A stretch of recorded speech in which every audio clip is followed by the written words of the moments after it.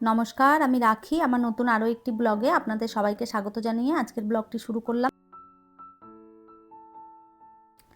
কেমন আছেন আপনারা সবাই? আশা করছি ভালো আছেন, আর আমরাও বেশ ভালো রয়েছি। এখন বাজে সকাল 9টা, আপনাদেরকে সাথে নিয়েই ব্লগটা শুরু করলাম।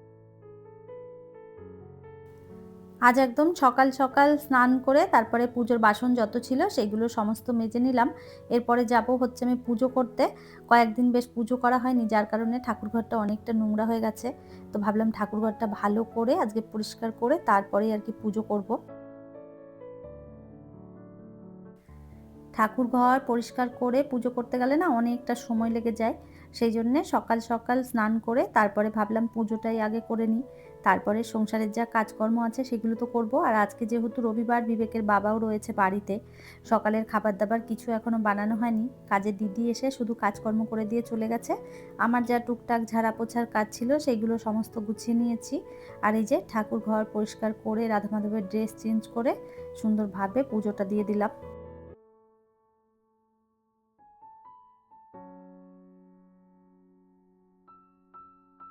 এই মুহূর্তে আপনারা যারা আমার ভিডিওটি দেখছেন প্লিজ একটি লাইক করে দেবেন, আর আমার ভিডিওর কোনো অংশ যদি আপনাদের ভালো লেগে যায় কমেন্ট করে জানাতে ভুলবেন না।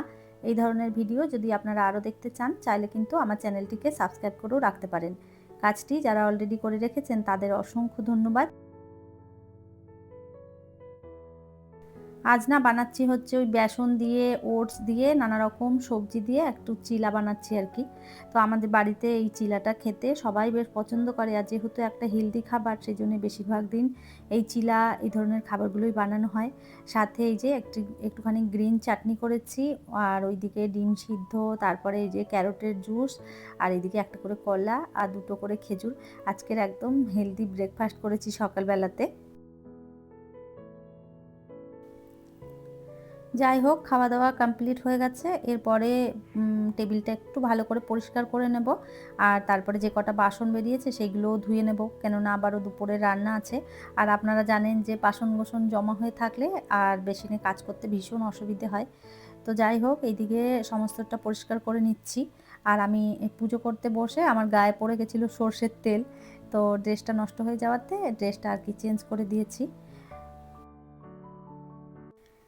My family my routine ID থেকে আমাকে একটা বোন কমেন্ট করেছে, আজ প্রথম দেখলাম তোমার ভিডিও, খুব ভালো লাগলো। থ্যাংক ইউ গো, এইভাবেই পাশে থেকো।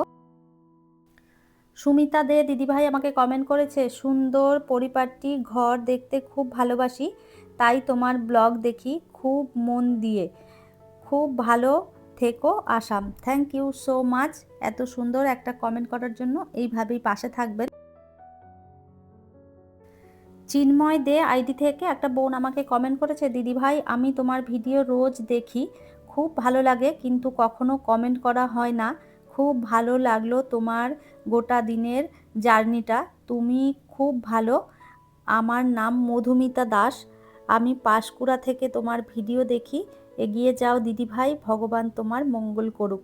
থ্যাংক ইউ সো মাচ বোন, এত সুন্দর একটা কমেন্ট করার জন্য। তুমিও খুব ভালো থেকো, আর এইভাবেই পাশে থেকো। আপনারা আরও অনেকেই আমাকে কমেন্ট করেছেন, আপনাদের প্রত্যেককেই জানাই অসংখ্য অসংখ্য ধন্যবাদ। এইভাবেই সবাই পাশে থাকবেন। আপনাদের এত সুন্দর সুন্দর কমেন্ট পেয়ে না সত্যিই ভীষণ ভালো লাগে, কাজ করার এনার্জিটাও মনে হয় যেন আরও বেড়ে যায়। তো যাই হোক, ওইদিকে সমস্ত বাসন মেজে পরিষ্কার করে আর এই পাশে আমি আর কি খাবার বসিয়ে দিলাম দুপুরের। একটু তাড়াতাড়ি করেই রান্নাটা আজকে বসালাম, কেননা বিবেকের বাবা বাড়িতে রয়েছে, সময়ের মধ্যে সমস্তটা আর কি গুছিয়ে দিতে হবে। তো ওইদিকে ভাত বসিয়েছি, তার পাশাপাশি এইদিকে বসিয়ে দিলাম মুগ ডাল। মুগ ডালটা একটুখানি ভালো করে ভেজে নিয়ে তারপরে আর কি ওই দিকটাতে সিদ্ধ বসিয়ে দেব। এই পাশে একটুখানি গরম জল করে তার মধ্যে আমি ছোট ছোট করে বরবটি কেটে নিয়েছিলাম, সেটাই আর কি সিদ্ধ হতে দিলাম। আজকে বরবটি বাটা করব।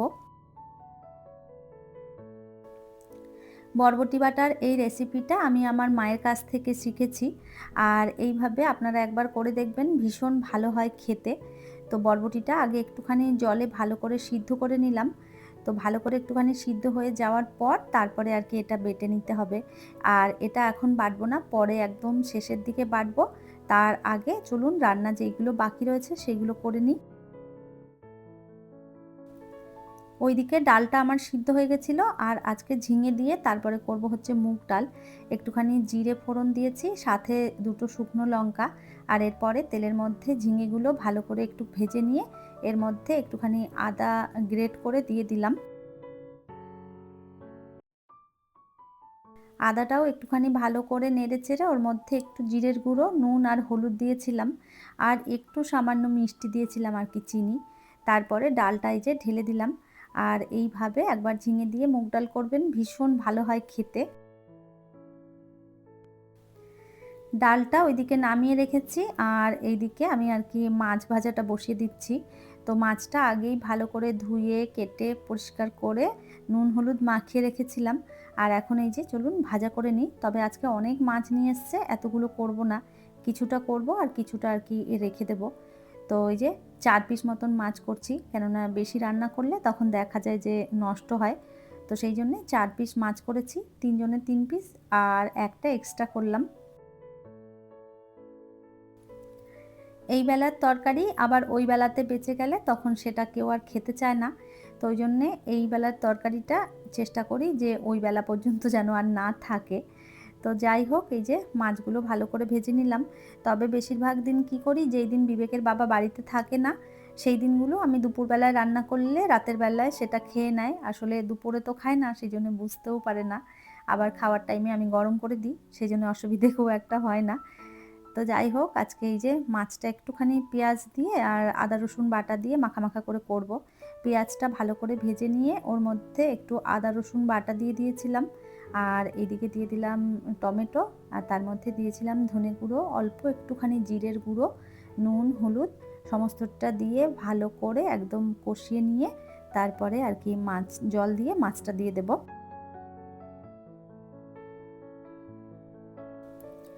দুদিকে দুটো গ্যাস জ্বালিয়ে দিয়েছি, তাতে করে রান্নাটা একটু তাড়াতাড়ি হয়ে যাবে। তো ওই দিকটাতে আমি বসিয়েছি পটল ভাজা, আর এই দিকটাতে মাছের তরকারিটাও আমার হয়ে গেল।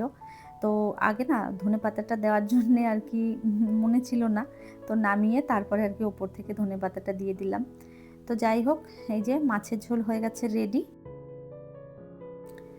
এইভাবে একবার মাছ করে দেখবেন, রুই কাতলা মাছ এভাবে করলে না বেশ ভালো হয় খেতে। তো আমরা এই রান্নাটা প্রায় মাঝে মধ্যেই করে থাকি। তো এদিকে মাছের ঝোলও হয়ে গেছে, আর এরপরে এই যে বরবটিটা বেটে নেব। দুটো শুকনো লঙ্কা আর রসুন আর বেশি করে একটু পেঁয়াজ দিয়েছি। তো এই দিয়ে মিক্সিতে আর কি ঘুরিয়ে নিয়েছিলাম, শিলে বাটলে বেশি ভালো হয়। আর এইদিকে রান্না হয়ে গেছে পটল ভাজা, বরবটি সিদ্ধ, আর এইদিকে মাছ, আর এদিকে ঝিঙে দিয়ে ডাল।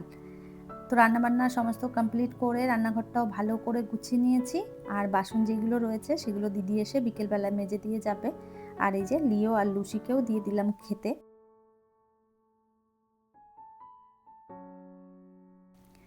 অনেকটা বেলা হয়েছে, আর এরপরে এই যে আমরা খেতে বসে পড়লাম সবাই মিলে। টেবিলে খাবার দিয়ে দিয়েছি, বিবেকের বাবা, আর আমি ওই সাইডটাতে আর কি বসবো। তো আগে ওদের দিলাম, তারপরে আর কি আমি খাবো।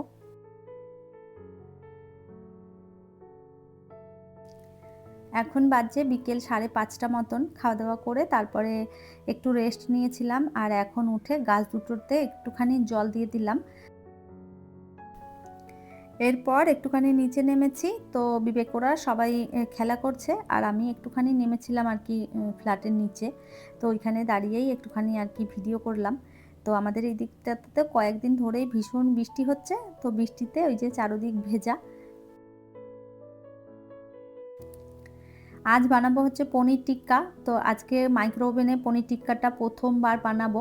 জানি না কেমন হবে, ভিডিও তো করছি, যদি ভালো হয় আপনাদের সঙ্গে শেয়ার করব, আর যদি ভালো না হয় তাহলে ভাবছি যে ভিডিওটা কেটে দেব। যেভাবে পনির টিক্কা বানাই সেইভাবেই সমস্ত কিছু দিয়ে আর কি পনিরটা আর কি মেখে নেব। আর এখানে এই যে পনির টিক্কা মশালাও এনেছিলাম, তো এটাও একটুখানি এই যে দিয়ে দিচ্ছি। তো আমি তো ইউটিউব দেখেই আর কি এটা বানাচ্ছি, কিভাবে আর কি বানায়, প্রথমবার বানাচ্ছি তো। তবে জানেন তো প্রথমবার বানিয়েছিলাম ঠিকই, তবে খেতে না ভীষণ ভালো হয়েছিল।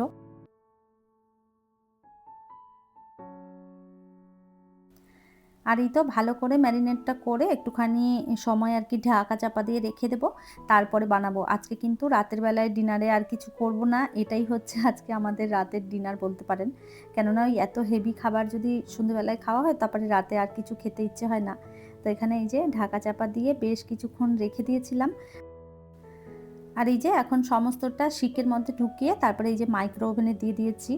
আর এই যে দেখুন ফাইনাল লুক বেশ ভালোই হয়েছিল আর কি, জানেন তো। প্রথমবারটা একটু আলাদা রকম হয়েছিল, তবে পরেরটা আরও বেশি ভালো হয়েছিল। আর এই যে দেখুন, আর এইদিকে বানিয়েছিলাম কোল্ড কফি। তাহলে চলুন আমরা খেতে থাকি আর আপনাদের থেকেও বিদায় নিই। আমার আজকের ভিডিওটা এই পর্যন্তই, ফিরবো নতুন ব্লগ নিয়ে। ততক্ষণের জন্য সবাই ভালো থাকবেন, সুস্থ থাকবেন, আবারও দেখা হবে নতুন একটি ব্লগে।